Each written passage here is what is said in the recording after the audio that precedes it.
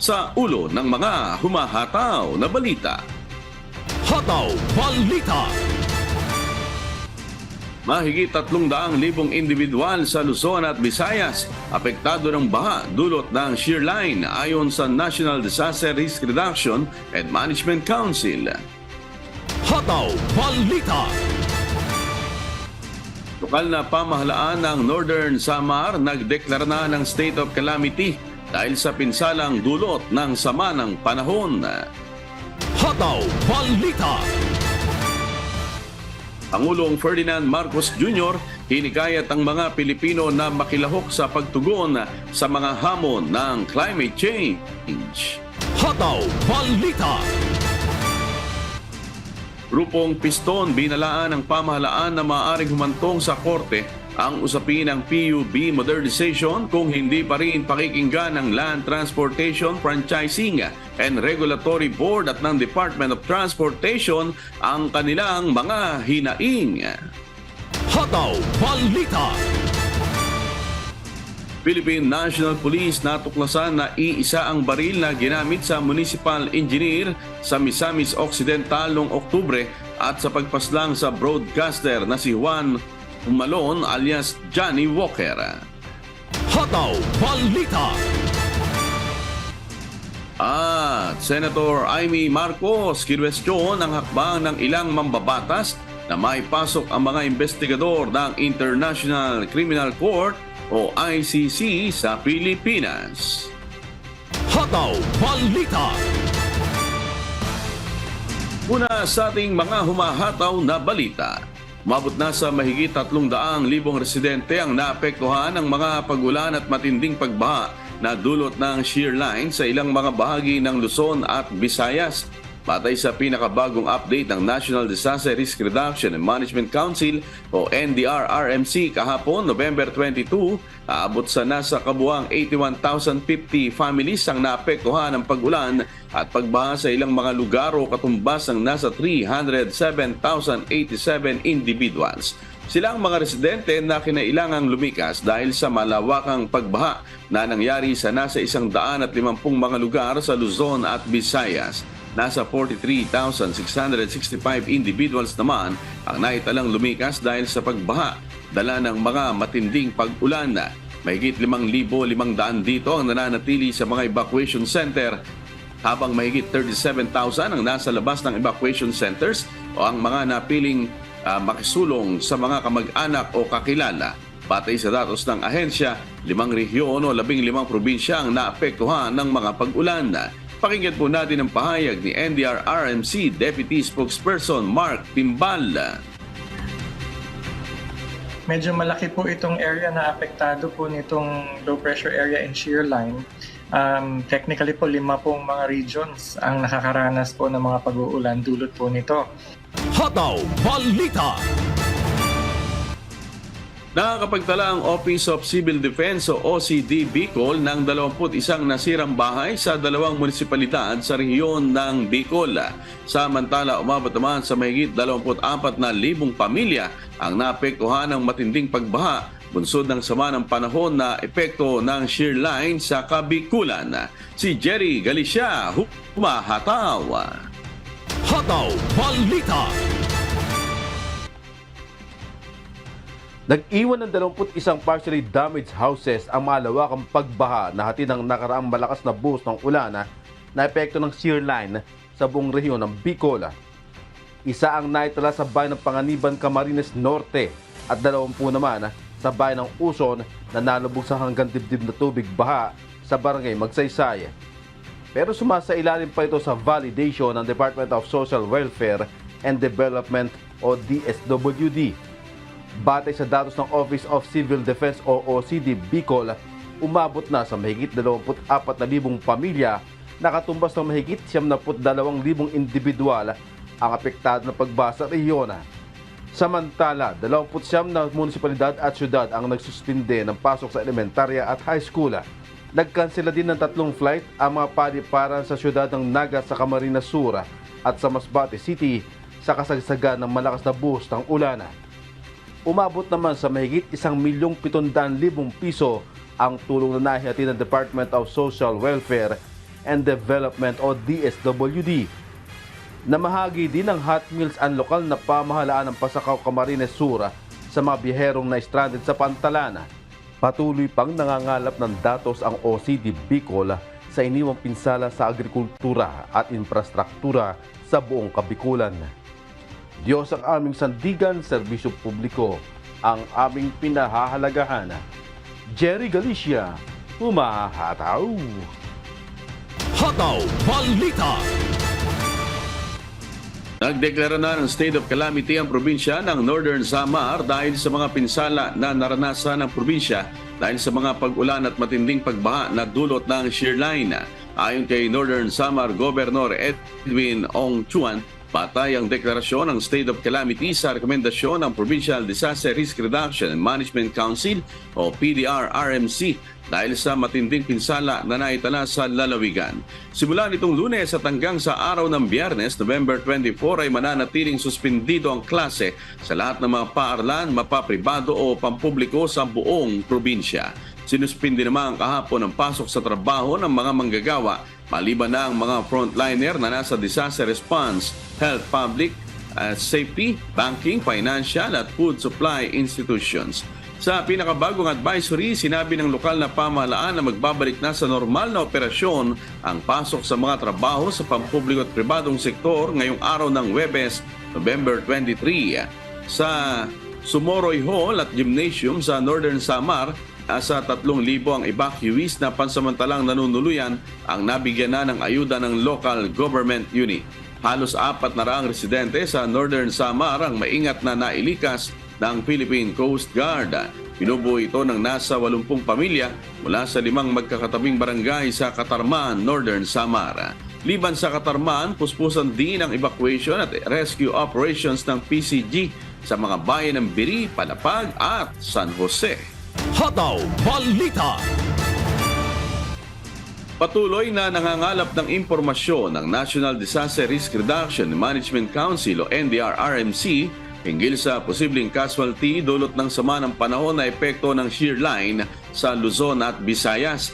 Kasama na rito ang pinsalang iniwan ng kalamidad sa sektor ng agrikultura at infrastruktura. May 2 napaulat na namatay sa Pambuhan, Northern Samar dahil sa landslide. Ayon sa mga otoridad, kinilala ang isang matandang babae na si Mana Clara, ngunit ang isang natagpong bata ay hindi pa rin nakilala. Ayon sa NDR-RMC, patuloy pa nilang kinukumpirma ang mga naturang individual. Pakinggan natin ang pahayag ni NDR-RMC Deputy Spokesperson Mark Timbal.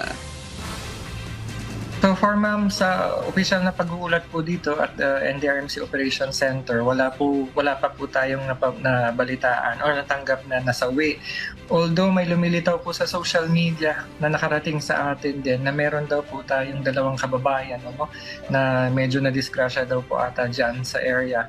Pero ito po, patuloy po nating biniverifika kasama ang ating mga regional civil defense officers, pati yung ating mga disaster managers po doon sa ground para matukoy po yung mga detalye. Hataw Balita.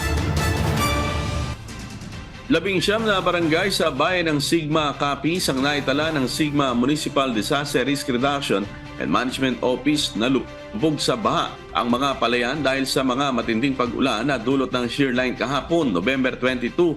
Ilang kalsada rin ang hindi madaanan dahil sa baha na umaabot ng 1 hanggang 2 metro ang taas. Mahigit 2,100 ang naitalang apektadong pamilya, kung saan 53 families ang inilikas mula sa 19 na barangay at kasalukuyang nananatili sa mga evacuation center. Nakapamahagi na rin ang lokal na pamahalaan ng relief goods at hygiene kits. Extended naman ang class suspension ngayong araw ng Huwebes, November 23 sa lahat ng antas ng public and private schools. Balik operasyon naman ang mga trabaho ng mga nasa pribado at pampublikong opisina. Naka-activate na rin ang kanilang Emergency Operations Center at naka-position ang mga rescue personnel, vehicles at equipments. Inatasan na rin ang lahat ng barangay captain na i-monitor ang kanilang nasasakupang lugar. Hataw Balita. Matapos yanigin ng magnitude 6.8 na lindol ang bahagi ng Southern Mindanao kung saan maraming bahay at infrastruktura ang nasira, Isinusulong ngayon sa Kamara ang pag-iimbestiga sa kasalukuyang estado ng mga infrastruktura sa bansa. Sa inihaing House Resolution Number 1476, inihimok nito na magsagawa ng inquiry in aid of legislation para alamin ang kalidad ng public structures at public works, kung tatagal ba ito at kakayanin ang mga mabibigat na sakuna gaya ng lindol. Kasunod ng pagbisita ni House Deputy Majority Leader Erwin Tulfo sa Sarangani, sinabi nito na kailangang mapabilis ang rehabilitasyon at pagsasaayos ng mga nasirang infrastruktura sa rehiyon. Pakinggan natin ang pahayag ni House Deputy Majority Leader Erwin Tulfo. Pero ang punto ko lamang po, Ginoong Speaker, we have to review now our building code at we have to review yung mga standards po ng ating mga kalsada, mga tulay, kasi po tayo ay lagi na pong dinadalaw ng bagyo, lagi na po tayong dinadalaw ng earthquake, halos taon-taon na po, kaya dapat ho handa na po ang ating bayan, lalo pat inaantay natin yung tinatawag na the big one. Kailangan pong reviewin yung silipin ang mga infrastruktura, hindi lamang po ng infrastruktura ng pamahalaan, kundi mga building na gawa po ng mga pribadong sektor. Hataw Balita. Hinikayat ni Pangulong Ferdinand Marcos Jr. ang mga Pilipino sa isang kamakailang video message na magbahagi ng kanilang magagawa sa pagprotekta sa ating planeta at makilahok sa pagtugon sa mga hamon ng climate change. Kasabay ang pahayag na ito sa pagdiriwang ng Climate Change Consciousness Week. Ipinakita ni Pangulong Marcos ang kahalagahan ng papel na dapat gampanan ng bawat isa at ang pagtutulungan sa pag-aalaga ng ating kalikasan. Itinataguyod niya ang pagsanib puwersa ng lahat upang mabawasan ang epekto ng global warming at climate change. Pakinggan natin ang pahayag ni Pangulong Ferdinand Marcos Jr. I joined the Climate Change Commission to effectively communicate this year's theme of unity and cooperation for a more resilient and adaptable nation. We all have a role to play in this mission. So we must work together, take a stance in support of our planet. Let us be involved in creating solutions to mitigate the effects of global warming and climate change. Ang usapin ng climate change ay naging pangunahing paksa sa 2023 Asia-Pacific Economic Cooperation o APEC Summit na ginanap sa San Francisco, California noong nakaraang linggo. Kasama ang mga bansang miyembro ng APEC, nagkaroon sila ng talakayan kung paano makalalahok ang bawat bansa ng aktibo sa pagharap sa mga hamon na dulot ng New World Economy. Hataw Balita. Sa iba pang balita, binalaan ng presidente ng grupong pisto ng pamahalaan na maaaring humantong sa korte ang usapin ng PUB modernization kung hindi pa rin pakikinggan ng Land Transportation, Franchising and Regulatory Board o LTFRB at ng Department of Transportation ang kanilang mga hinaing. Para sa grupo, kailangan na anyang ibasura ng tuluyan ng pamahalaan ang franchise consolidation ng PUB Modernization Program at alisin ang itinakdang December 31 deadline para dito. Hindi umano sila tutol sa modernisasyon pero hindi sila sang-ayon sa maling paraan ng implementasyon nito, lalo na't voluntaryong pagsuko ng prangkisa ng mga operator ang gustong mangyari ng gobyerno na posibleng magpatigil sa kanilang kabuhayan. Gate nila, handa naman silang makipag-usap ulit sa DOTR kung mayroong patutunguhan ang kanilang dialogue. Pakinggan natin ang pahayag ni Piston President Modi Floranda. Hindi malayo na umabot po tayo sa legal battle. Mayroon lang mga ilang inaayos pa at pag-aaralan po natin. Kasi malinaw naman po, ang batasan ng ating prangkisa ay galing sa batas. Yung pong PA galing sa executive order. Hindi naman pwede yung isang executive order ay mandato niya yung Republika. Ang panawagan natin sa LTFRB at mismo kay BBM ay yung pagbasura sa 2017-011 dahil ito naman yung punot dulo ng kalituhan sa hanin ng ating public transport at siyempre yung pagbasura dito sa deadline ng December ng 30-31. Dapat ito yung hinaharap ng LTFRB at ng DOTR. Samantala, nananawagan na ang transport group na Manibela kay Pangulong Ferdinand Marcos Jr. na makialam na sa usapin ng PUB modernization kung hindi re-resolbahin ng DOTR at LTFRB ang issue. Nagsimula na kahapon ang 3 araw na transport strike ng Manibela na matatapos sa Biyernes, November 24. Binala ng grupong pamahalaan na kung di pagbibigyan ang kanilang panawagan, posibleng masundan ng mas malawak na tigil pasada ang kanilang protesta. Pakinggan natin ang pahayag ni Mar Balbuena, ang chairperson ng grupong Manibela. Natin na makarating ito sa ating mahal na Pangulo, Ferdinand Bongbong Marcos Jr. na mag-intervene na po sila dito na wala pong katapusang tigil pasada ito kung yung mga taong kumakausap sa amin ay binubola lamang po kami at pinapangakuan. Kailangan nating makakuha ng konkretong sagot na may garantiya at katiyakan na magpapatuloy po ang ating hanap buhay. Hataw Balita.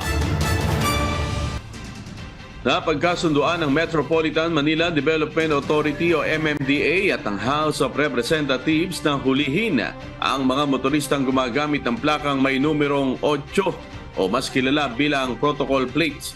Pinumpirma ni House Secretary General Reginald Velasco ang kasunduang ito sa MMDA gamit ang mga larawan na kanyang ibinahagi sa ahensya kung saan tinatampok na ang mga nagmamaneho na gumagamit ng plakang may 8 ay hindi dapat pagbigyan at dapat nang arestuhin. Ang mga protocol plate na may numerong 8 ay eksklusibo para lamang sa mga sasakyan ng mga miyembro ng House of Representatives dito sa Pilipinas.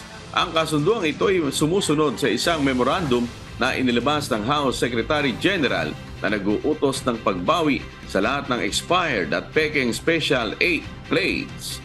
Hataw Balita. Natuklasan ng Philippine National Police na iisa ang baril na ginamit sa municipal engineer sa Misamis Occidental noong Oktubre at sa pagpaslang sa broadcaster na si Juan Humalon alias Johnny Walker. Ayon kay Philippine National Police Public Information Office Acting Chief Police Colonel Jean Fajardo, nakumpirma nila ito base sa ballistic exam na isinagawa sa mga basyo ng bala na narecover ng mga otoridad sa crime scene.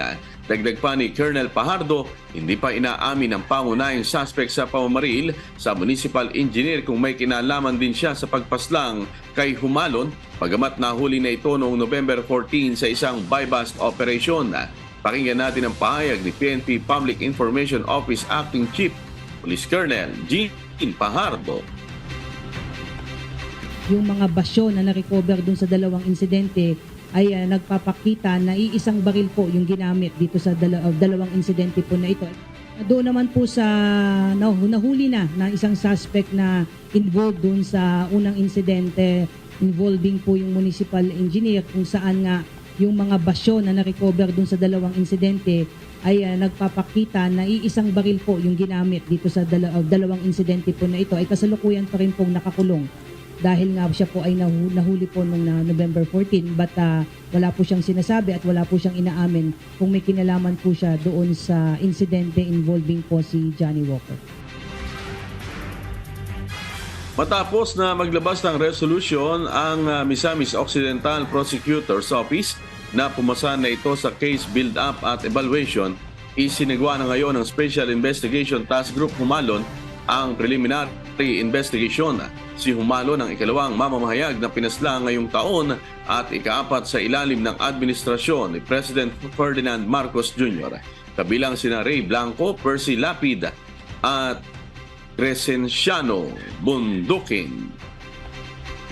Ang mangyayari po dyan ay patapadalan po nila ng summons itong mga napangalanan po natin na suspect para sila bigyan ng pagkakataon po na sumagot doon sa isinampang reklamo. Hataw Balita. Sa gitna ng kumakalat na balita hinggil sa planong pagsasampa ng impeachment complaint laban kay Vice President Sara Duterte, nilinaw ng presidential sister na si Senator Amy Marcos na walang problema at maayos ang samahan ng mga Marcos at Duterte. Wala rin anyang nangyayaring away sa pagitan ni Pangulong Ferdinand Marcos Jr. at dating Pangulong Rodrigo Duterte. Pinagkibit balikat na lang nito ang umano'y manggugulo na nasa likod ng mga nababalitang mga usapin na dumaragdag sa ingay politika. Hindi naman pinangalanan na ni Senator Amy kung sino ang nanggugulo sa tinaguriang unit team sa pambansang politika. Pakinggan natin ang pahayag ni Senator Amy Marcos. Kayo ang nasa Congress, kayo ang nakikinig sa iba't ibang departamento.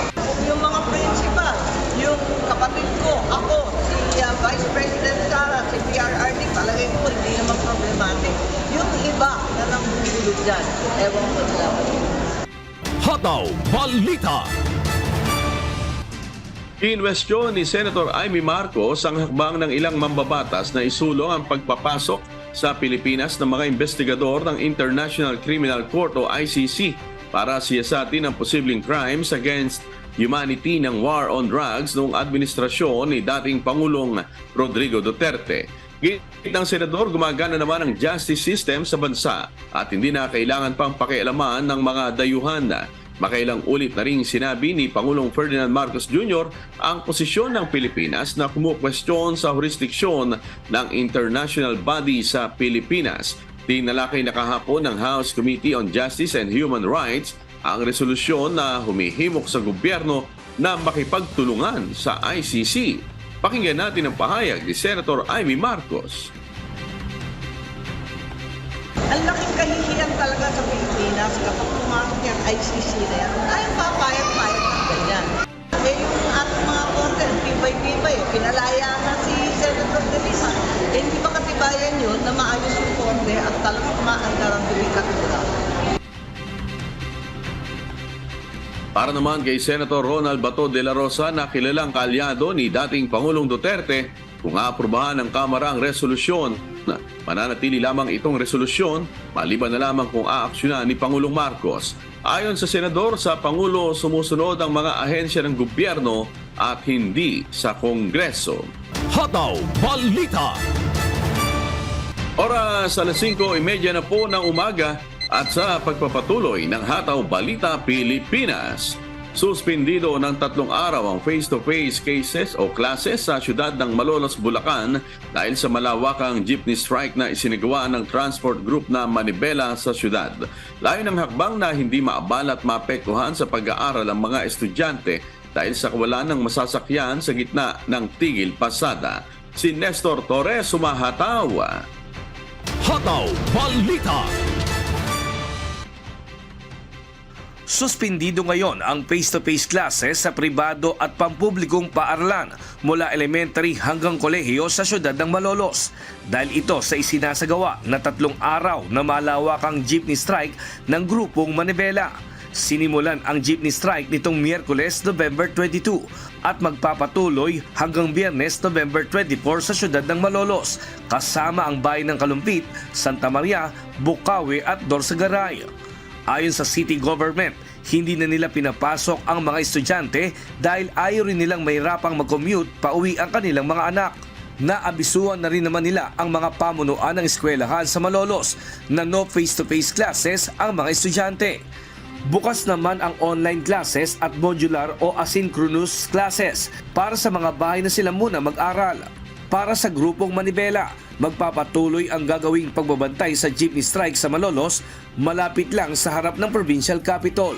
Hinaing naman ng pamahalaan na sana ay tanggalin na ang deadline na ibinigay ng Land Transportation Franchising and Regulatory Board o LTFRB upang pumasok sa consolidation sa December 2023 at ibasuraan niya ang PUBMP kasama na ang pag-phase out ng jeepney. Nauna na ang piston noong Lunes hanggang Martes at hanggang ngayon na lang na araw sila. Ngayon, sa grupo namin ng Manibela, mag-uumpisa kami kaninang umaga, tatagal to hanggang Biyernes. 3 araw. Yung aming ipinaglalaban dito ay yung pagbibigay sa amin ng deadline ng consolidation ng hanggang December 31, 2023. So kapag itinatanong naman namin sa kanila kung ano yung nagiging tugon nila after nung December 31, 2023, kung hindi kami pumasok ng consolidation, ang problema doon, wala silang maisagot. So sa madaling salita, siyempre ang inaayawan namin dito yung pag-phase out. Samantala, bukod sa Malolos City, Bulacan, mayroon ding jeepney strike na magpapatuloy hanggang Biyernes sa bayan ng Norsagaray, May Kawayan, Kalumpit, Bukawi, Santa Maria at Baliwag. Diyos ang aming sandigan, serbisyo publiko ang aming pinahahalagahan.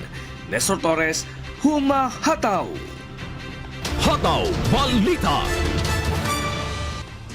Ikinutuwa ng Department of Social Welfare and Development o DSWD ang inaprobahang karagdagang 3 billion pesos na pondo ng Department of Budget and Management o DBM na ayuda para sa mga individual sa nasa crisis sa buong bansa. Si Jerry Galicia humahataw. Hataw Balita. Ipinaalam ng Department of Social Welfare and Development o DSWD nitong Miyerkules November 22 ng pag-aproba ng Department of Budget and Management o DBM ng karagdagang 3 billion pesos para sa Assistance to Individuals in Crisis Situation o AICS program ay nangyari sa tamang oras. Para sa kagawaran, tugon ito sa lalong lumalaki na pangangailangan ng mga tao para sa tulong ng gobyerno. Sa isang pahayag, sinabi ni DSWD spokesperson and Assistant Secretary for Strategic Communications, Romel Lopez, makakatulong sa DSWD ang naturang pag-aproba ng DBM para sa additional AICS funds noong ika-16 ng Nobyembre. Dahil dito magpapatuloy sa pagbibigay ng tulong ang DSWD sa mga individual at pamilya nagiging biktima ng iba't ibang krisis sa nalalabing mga buwan ng taon. Ayon kay Lopez, tutugon sa kakulangan ng budget para sa AICS program ng ahensya ang Special Allotment Release Order o SARO para sa DSWD at ang kaugnay nitong Notice of Cash Allocation o NCA. Nakatuon ito sa direktiba ni Pangulong Ferdinand Marcos Jr. na palakasin ang mga social protection measures sa bansa at patunay sa matibay na commitment ng Administrasyong Marcos na tugunan ang mga pangangailangan ng mga Pilipino nangangailangan ng agarang tulong. Dahil sa karagdagang pondo, sabi ni Lopez, mas maraming individual na nangangailangan ng iba't ibang tulong tulad ng medikal, libing, transportasyon, edukasyon, pagkain, at pinansyal na tulong ay makalalapit sa DSWD. Nauna nang inihain ni Senate Finance Committee Chair Senator Juan Edgardo Angara ang isang panukalang batas na layong itaguyod ang financial aid program ng DSWD. Binigyan din ni Senator Angara kung paano ito nakatulong sa libu-libong Pilipino noong panahon ng pandemya dulot ng COVID-19. Dagdag nito, inaasahan na makatutulong sa bansa ang pagsasaayos sa AICS program ng permanente para magkaroon ng isang sistema na may pinansyal na kakayahan na magagamit para tugunan ang pangangailangan ng mga Pilipino sa mga oras ng krisis. Diyos ang aming sandigan, serbisyo publiko ang aming pinahahalagahan. Jerry Galicia, humahataw. Hataw Balita. Patuloy na minomonitor ng Bureau of Fisheries and Aquatic Resources o BFAR ang nangyayaring fish kill sa Lake Buhi sa Camarines Sur na nagsimula noong linggo. Si Ryan Salatandol humahataw. Hataw Balita. Patuloy na nakakakuha ng mga patay na tilapia ang mga mangingisda sa Lake Buhi sa Camarines Sur. Kahapon November 22, mga patay na isdang tilapia ang dala ng mga mangingisda sa pantalan. Ayon sa Bureau of Fisheries and Aquatic Resources o BFAR, nagsimula ang fish kill sa lawa nitong linggo. Batay sa resulta ng ginawang pagsusuri ng BFAR, bumaba sa 2 parts per million o ppm ang oxygen level ng Lake Buhi, kaya't nagresulta ito ng fish kill. Nakita na po natin doon na napakababa na ng dissolved oxygen. Nasa critical level na po siya. Kasi yung normal natin is 5 ppm pataas. Ngayon po namomonitor natin, bumabagsak na siya sa 2. So ibig sabihin talagang tuloy-tuloy, pag hindi natin tuloy-tuloy ang fish kill po sa Lake Buhi. Bukod dito, ikinukonsidera rin ng BFAR ang malamig na panahon at malakas na ulan sa lugar kung kaya't namatay ang maraming isda sa lawa. Una po yung pabago-bago ng ating panahon. Sa ngayon naka-experience tayo ng sunod-sunod na pag-ulan. Patuloy naman na nakatutok ang BFAR Region 5 sa nangyayaring fish kill sa Buhi para sa kaligtasan at kalusugan ng mga taong makakakain ng isda na galing sa lawa. Pagdating naman po doon sa human consumption ng ating kung pwede pang kainin yung mga isda. Kami po sa BFAR, ina-advise po namin with the coordination with the local government unit po buhi na bantayan po natin itong paglabas ng mga namatay na hindi natin na-monitor. So kami, ang advice namin yung mga isda sa Lake Buhi na pwede nang i-harvest, i-emergency harvest na nila. Yun po yung pwede nating kainin, yung hindi pa po siya namatay through fish kill. Sa ngayon, wala pang inilalabas ang BIFAR na aktual na datos ng mga namamatay na isda sa Lake Buhi. Diyos ang aming sandigan, serbisyo publiko ang aming pinahahalagahan. Ryan Salatandol, humahataw! Hataw Balita. Nananatiling drug-free ang BJMP Tabuk City District Jail matapos ang isinagawang Greyhound Operation ng Joint Operatives ng Philippine National Police, Provincial Drug Enforcement Agency at Bureau of Jail Management and Penology personnel nitong nakalipas na linggo. Ayon kay Jail Warden Senior Inspector John Melesio ng BJMP Tabuk City District Jail, nagsasagawa rin sila ng lingguhang Greyhound Operation para maiwasan ang pagpasok ng mga iligal na droga at armas sa loob ng selda ng mga persons deprived of liberty o PDL. Ang nakuha ng Joint Greyhound Operatives ay mga nganga o MOMA ng ilang PDL at ilang improvised na patalim na ginagamit din sa kanilang livelihood project. Maliban dito, nananatili ring maganda ang kalusugan ng mga bilanggo dahil may nurse on duty na nakatutok para sa medical check-up ng mga PDL. Hataw Balita. Pinasinihan ng kauna-unahang Department of Health Drug Abuse Treatment and Rehabilitation Center sa Mountain Province na pinangunahan ni DOH Undersecretary for Field Implementation and Coordination Team North and Central Luzon, Dr. Enrique Tayag nitong Martes, November 21. Layunin nito na makapagbigay ng mga pangangailangang pangkalusugan at mental ng mga taong biktima ng iligal na droga. Ayon kay Yusek Tayag, tanda ito ng pag-asa na tulungan ang mga biktima ng droga na mapabuti ang kanilang buhay. Dagdag pa nito, ang ganitong uri ng programa ay nagpapakita ng kilusang bagong Pilipinas para sa isang progresibong bansa sa pamamagitan ng pagtutulungan. Kaugnay ng pagdiriwang ng Drug Abuse and Control Prevention Week, ang DOH, katuwangang tanggapan ng Provincial DOH, ay nagsasagawa ng seminar tungkol sa gender responsive and culture approach to addiction kahapon. Hataw Balita. Isang lalaki na may dalang drug paraphernalia ang naharang ng mga tauhan ng Office of Transportation Security sa Mactan, Cebu International Airport at Philippine Drug Enforcement Agency o PDEA 7 Airport Interdiction Unit nitong madaling araw ng Miyerkules. Sa final screening, nakita ang isang pasaherong patungong Maynila na may dalang glass tuter na may residue ng hinihinalang shabu, isang improvised black scoop at 3 piraso ng lighter. Sa isinagawang field test ng PDEA 7 chemist, nagpositibo sa shabu ang residue sa glass tuter. Ang nasabing paraphernalia isinumiti na sa laboratorio ng PDEA 7 para sa confirmatory testing. Kasong paglabag sa Section 12, Article 2 ng Republic Act 9165 ang isasampa laban sa suspect. Hataw Balita. 4 na milyong piso ang aktwal na inabot sa 6 na dating rebelde na nagbabalik loob sa pamahalaan at isang informante sa Municipal Gym ng Luna, Apayao kahapon, November 22. Nagbalik loob at sumuko ang 6 na dating rebelde sa hanay ng 17th Infantry Battalion sa pamumuno ni Lieutenant Colonel Oliver Logan, commanding officer ng 17 IB at katwangdingin ng Team Liberator ng 52nd Infantry Brigade na pinamumunahan ni Brigadier General Eugene Mata, commander ng 52nd Brigade.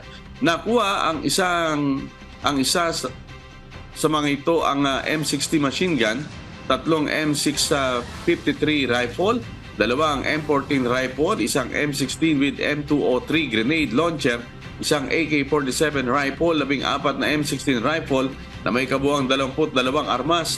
Inabutan ng pamahalaang panlalawigan ng Apayao ang 6 na dating rebelde ng 500,000 pesos at ang isang informante ay nabigyan naman ng 1 million pesos na nakapagturo sa New People's Army na nagresulta ng engkwentro at pagkamatay ng isang NPA at pagka-recover ng matatas na armas sa barangay Aper Atok, Flora, Apayao, kamakailan lamang.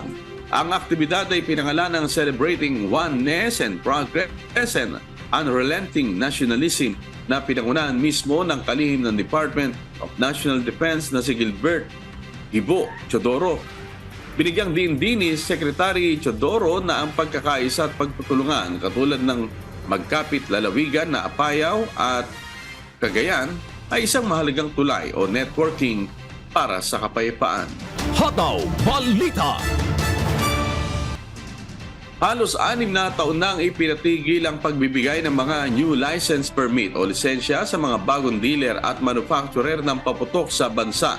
Alinsunod ito sa ipinag-utos ni dating Pangulong Rodrigo Duterte sa ilalim ng Memorandum Order No. 31.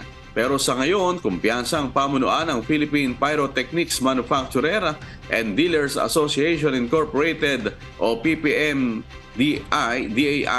na malilip na ang Memorandum Order sa pamamagitan ng tulong ng Philippine National Police. Si Nestor Torres sumahataw. Hataw Balita. Ibinahagi ni Lea Alapide, ang presidente ng Philippine Pyrotechnics Manufacturer and Dealers Association Incorporated o PPMDAI na mula ng panahon ng pinirmahan ni dating Pangulong Rodrigo Duterte, ang Memorandum Order 31 ay hindi pa rin pinapayagan ng pamahalaan na magbigay ng bagong license at permit para sa mga bagong dealer at manufacturer ng paputok sa bansa. Ang pinapayagan na ngayon ay ang renewal para sa mga dating rehistrado sa kamkrame at local government units.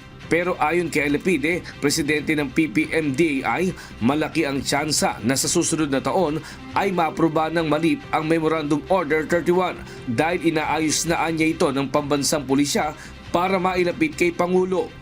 Ang Memo 31 po ay yung pagpigil noon ng paglilisensya ng mga bago. 2018 pa po yun. Sa panahon po ng ating dating Pangulong Duterte, only those who are old license holders were allowed to renew.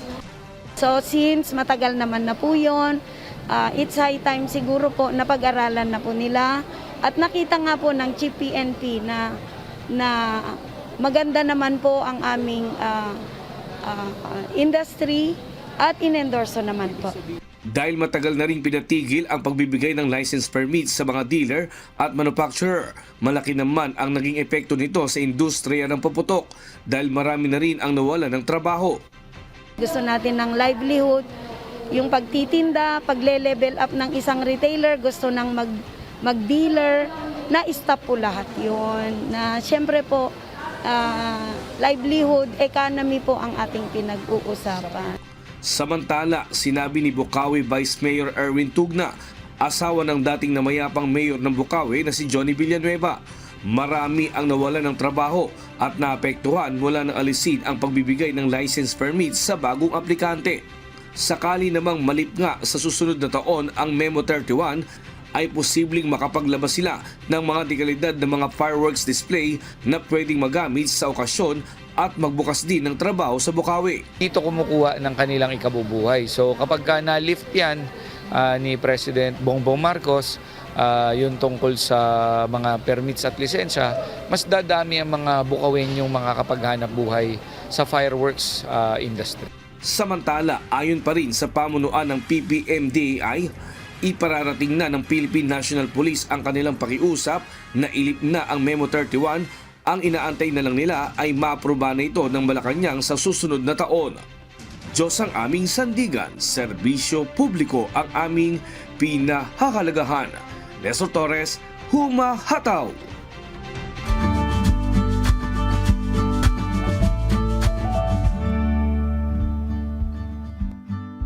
Alamin ang magiging lagay ng panahon sa iba't ibang bahagi ng bansa ngayong araw ng Huwebes. Panoorin po natin ang update mula sa Philippine Weather Bureau Pag-asa.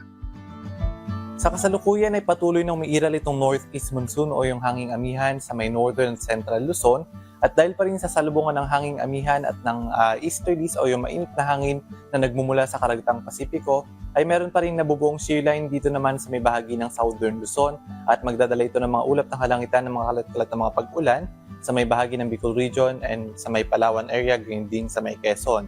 And as early as this morning, meron tayo namamataan ng mga cloud clusters sa labas ng ating Philippine Area of Responsibility sa may kanluran ng Palawan. Bagamat hindi pa ito low pressure area, ngunit patuloy natin itong monitor sa mga susunod na mga oras at magpapalabas tayo ng mga rainfall advisories and thunderstorm advisories tuwing makaka-apekto ito sa namang bahagi ng ating kalupaan. Gayun din, ngayong umaga meron tayo namamataan ng mga cloud clusters sa may silangan ng Southern Luzon at sa may Northern Samar area.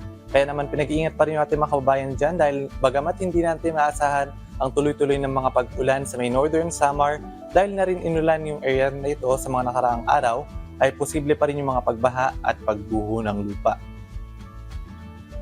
At para naman sa magiging lagay ng panahon ngayong araw sa Kalakhang Luzon, asahan natin ang maulap na kalangitan na may mahihinang pag-ulan o pag-ambon sa may bahagi ng Northern Luzon, partikular sa may Batanes, Cagayan, Isabela at sa may Apayao dahil pa rin yan sa epekto ng hanging amihan. At dito naman sa may Bicol Region, Quezon at sa may Palawan, naasahan din ang maulap na kalangitan na may kalat-kalat ng mga pag-ulan, pagkidlat at pagkulog. Dulot naman nito ng shear line o yung salubungan nga ng hangin mula sa hanging amihan at yung easterlies. At sa nalalabing bahagi ng Luzon, bahagyang maulap hanggang sa maulap yung kalangitan. Yung hanging amihan ay patuloy na nakaka-apekto at magdadala ng mga pag-ambon sa may Northern at Central Luzon. At dito naman sa Metro Manila and most of Southern Luzon and Mimaropa area, inaasahan natin na possible naman magkaroon ng mga thunderstorms. Agwat ng temperatura sa may Lawag na sa 21 to 32 degrees Celsius, sa may Tuguegarao 22 to 28, Baguio City 15 to 24, Metro Manila 24 to 32, sa may Tagaytay 22 to 29, sa may Legazpi, Puerto Princesa at sa may Kalayaan Islands ay nasa 24 to 31 degrees Celsius. At para naman sa magiging lagay ng panahon sa Kalakhang, Visayas at Mindanao, asahan ang bagyang maulap hanggang sa maulap na kalangitan na may mga pulo-pulong mga pag-ulan, pagkidlat at pagkulog dulot ng mga localized thunderstorms. Although hindi nga natin inaalis yung possibility ng mga severe thunderstorm events at maaaring magdala pa rin ng mga pagbaha, especially sa mga area sa may Eastern Visayas kung saan nakaranas sa malalakas na mga pag-ulan ng mga nakaraang araw. Kaya patuloy na pinag-iingat yung ating mga kababayan dito sa may bahagi ng Visayas at Mindanao tuwing magkakaroon ng mga severe thunderstorm events. Agwat ng temperatura sa may Iloilo at Metro Cebu na sa 27 to 32 degrees Celsius, sa may Tacloban 26 to 31, sa may Cagayan de Oro 25 to 32 at dito naman sa may Zamboanga City at sa may Metro Davao ay nasa 25 to 34 degrees Celsius. At para naman sa lagay ng ating karagatan, sa ngayon ay wala tayong nakataas na gale warning sa namang baybayin ng ating bansa, malayang mga kapalaot, yung ating mga kababayang mga isda at may maliliit na sasakyang pandagat.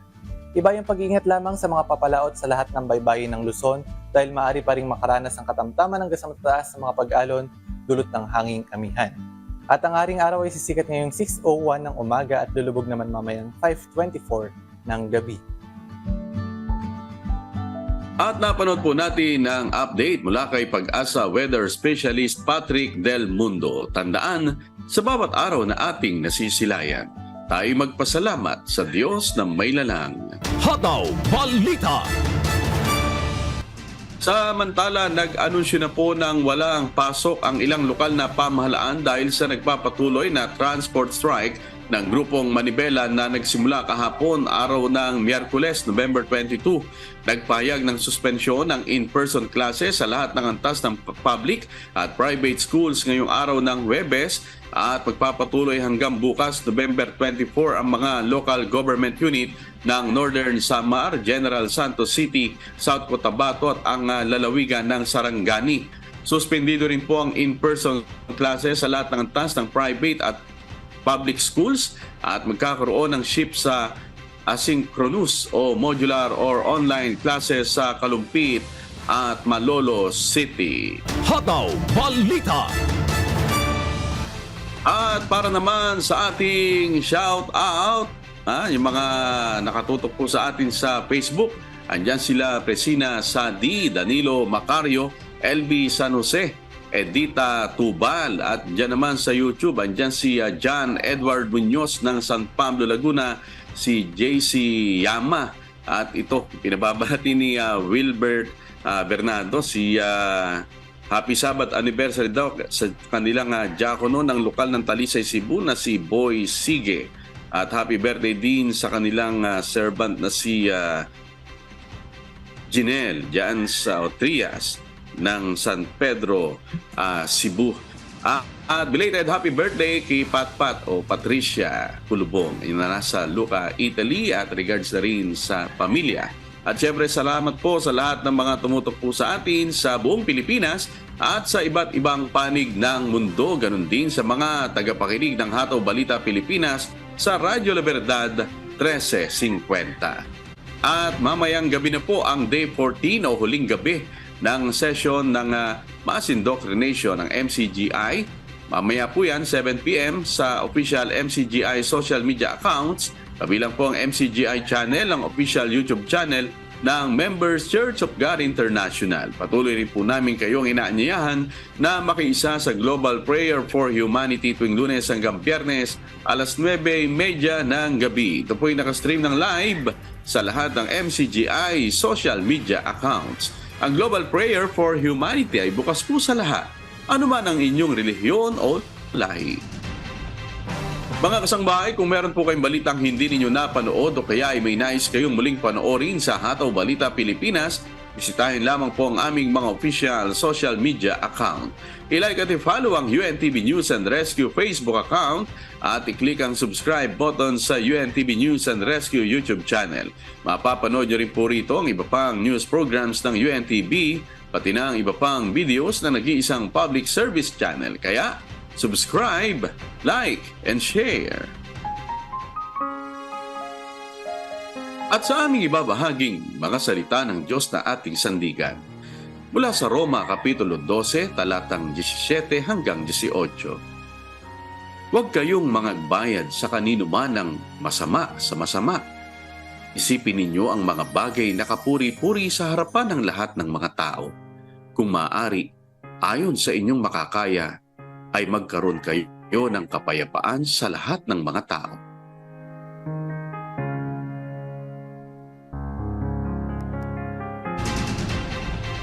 At yan po ang mga humahataw na balita ngayong umaga ng Huwebes, ika-23 sa buwan ng Nobyembre 2023. Sa ngalan po ng lahat ng bumubuo ng UNTV News and Rescue at ng UNTV Radyo La Verdad 1350, ng ating mga correspondent mula Luzon, Visayas at Mindanao. Ako po ang inyong amigo, Sherwin Kulubong, at dito sa UNTV at UNTV Radyo La Verdad 1350. Diyos ang aming sandigan. Serbisyo publiko ang aming pinahahalagahan. Susunod na po ang Good Morning Kuya. Salamat po sa Diyos at magandang umaga.